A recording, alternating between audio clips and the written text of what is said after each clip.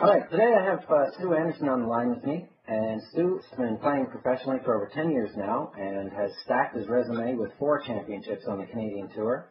3 of those wins have been at the season-ending Tour Championship with the highest purse, of course. And Stu has also won the World Cup qualifier with Graham Gillette, and that, of course, qualified them to represent Canada in the World Cup.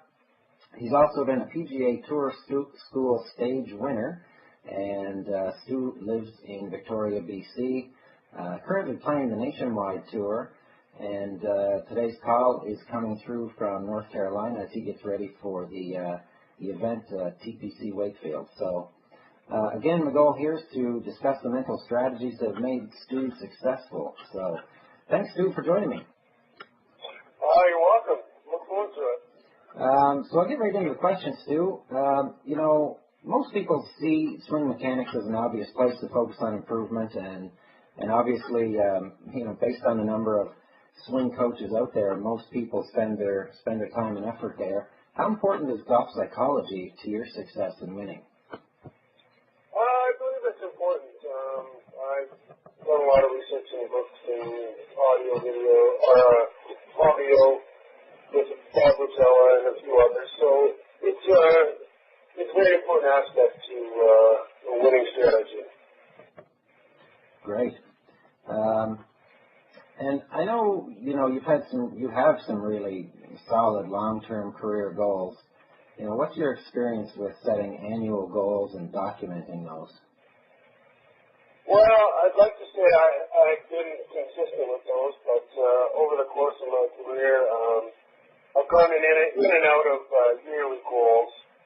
I believe it's very important. I know the years that I've had success, a big part of it have been the pre-year goals that I set, and need to get back to that form and set some goals for the rest of the season here so we can turn this boat around. Yeah, absolutely. I know when we spoke the other day, you had mentioned, some of the goals you had really started being more diligent with your goals in, late 2004. And can you talk a little bit, how maybe that influenced your year in 2005 and what the outcomes were there? Well, I think that it held me accountable. Let's say to go through my first couple years on tour, I was going through the motions, and I really sat down with myself and focused on, I needed to win. I needed to prove myself, finishing the top 10 on my list, have a great season, and lo and behold, 2005, I accomplished every goal, but getting to the final stage and moving on to the Nationwide Tour. Awesome. Yeah, I think clearly goal setting is quite important, and it kept your focus that year, and that was a breakthrough year for you in 2005 with your first win. So, what about mental goals? Do you set mental goals? I try to set. I really do it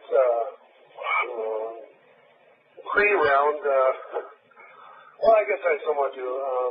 I like to, before I play around the golf, whether it be I set a goal of making a birdie every 3 holes, or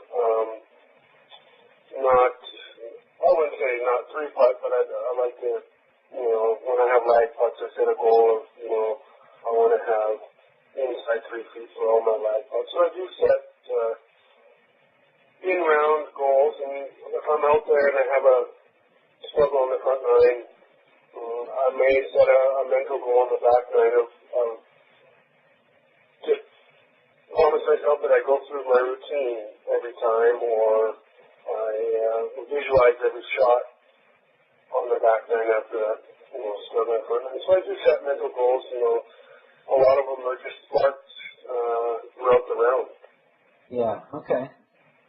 So I guess in general, then you don't set any longer-term goals for the mental side of the game.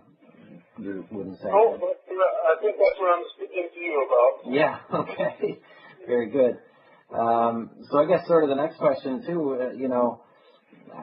When it comes to learning and improving your mental game, is there different things that you've done? You mentioned audio programs. You know, do you chat with other players, or is it pretty much just books and the audio that you've invested in? No, actually, I've had some good chats with some previous winners on the PGA Tour. You know, more recently, Jason Gore, who's been very successful on the end of the PGA Tour. We've had some talks about mental goals and, you know, how to improve our mental game.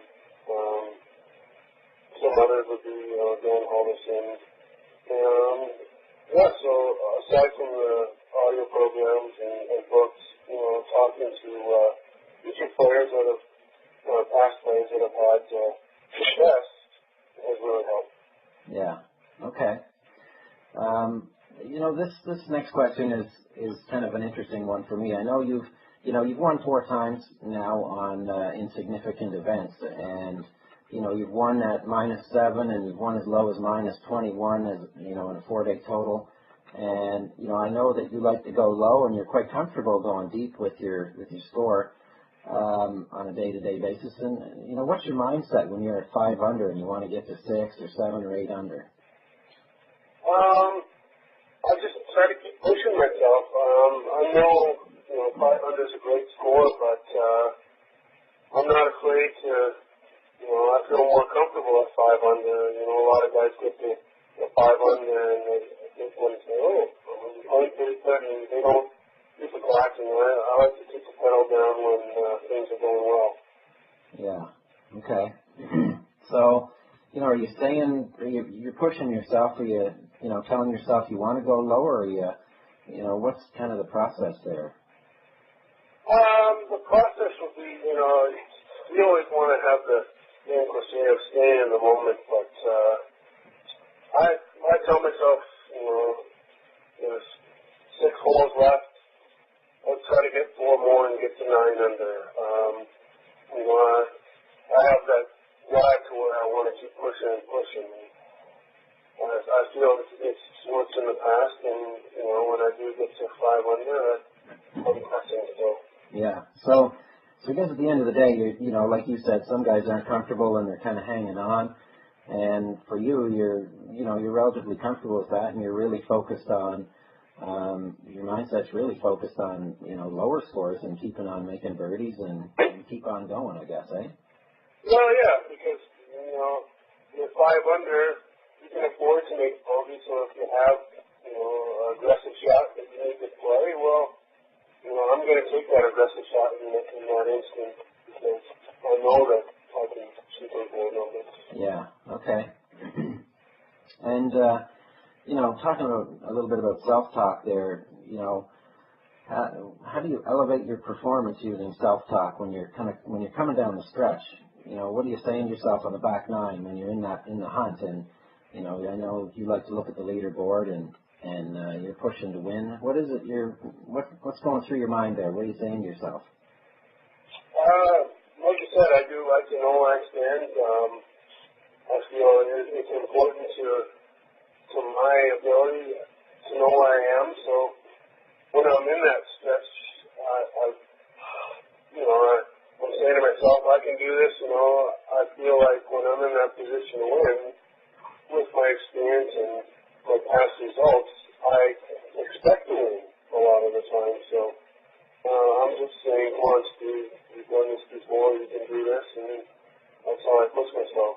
Yeah. Okay. So similar to the round where you're going really well, when you're coming through, you know, the back 9 on a tournament where you can win, you're pretty much saying the same things, that you know, you want to go lower and you can accomplish it, and you're focused on that end result. But in a sense, you're focused on that end result, or talking yourself into that end result that you're looking for.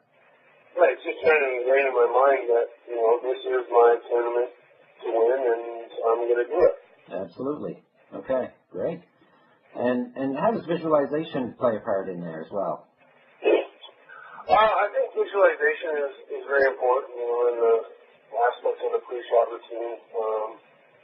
Focusing on, you know, with all the maintenance done, the lie, you know, the winds, the condition, the uphill or downhill.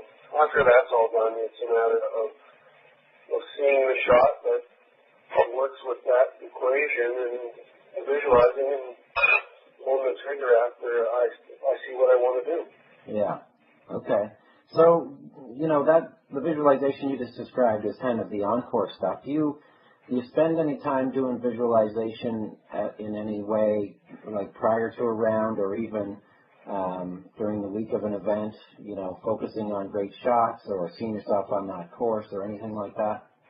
Absolutely. It's funny you ask that question. Just today, I was down on the range at TTC Wakefield, and I got a chance to play the golf course yesterday and had the yardage book. So I decided, a good drill is to stand on the range and play the golf course. Hit the drive on one, hit the second shot on one. So I think that's a big part of it. You ingrain in your mind, you see the hole itself and you see the shot you want to hit. Really helps when it comes tournament time. Great. Okay. I know music is an important part of your life, and it's definitely had a positive influence on your game. And, I know you love to sing as well. How has music influenced your mental frame of mind when you've won? You know what, of all my wins that I've had a certain song in my mind that stuck with me the whole week. I've listened to it in the vehicle on the way to the course, or, have it in the headset if I was on a shuttle. I think it's just, to me, it puts me in my own place. I don't see it or hear a lot when I'm singing to myself, whether it be in the car or on the golf course. I'm just in a happy place, a good mood while I'm doing it. And it's been successful on the golf course. Yeah. So it sounds to me like it helps put you kind of in the zone, in a sense? I think so, yeah. I'm sure it does. The movie that I quoted is for Love of the Game. You see the baseball pitcher, Kevin Costner. He says, "Clear the mechanism," and all of a sudden the crowd noise is gone, everything is gone, but him throwing the ball to the glove. And singing to me really puts me in that state. I don't see people in the stands or around the greens, or I don't hear any off noises. It just kind of puts me in that zone. Yeah. So kind of a total focus on the task at hand without any distractions or any external, connections to what's going on. Right. So can you describe what the zone feels like for you beyond what we've already said? Well, it's, you can talk about it, but there's times where I've gone through a golf round and I can't remember, a whole lot of what took place, and I think that's a big part of the zone. For my part of it, I just want to get into my own little world, singing along, doing what I'm doing. And I don't see people, I don't remember certain things, and it just happens. Yeah. So you don't even remember the past, let alone getting into the future. It's really that focused on the present that it's you just don't even have any time for the past or the future, I guess. Really, yeah, you're just there, and you're not looking ahead or looking behind. You're just in that moment, and you're doing what you're doing. Yeah. Okay. Great.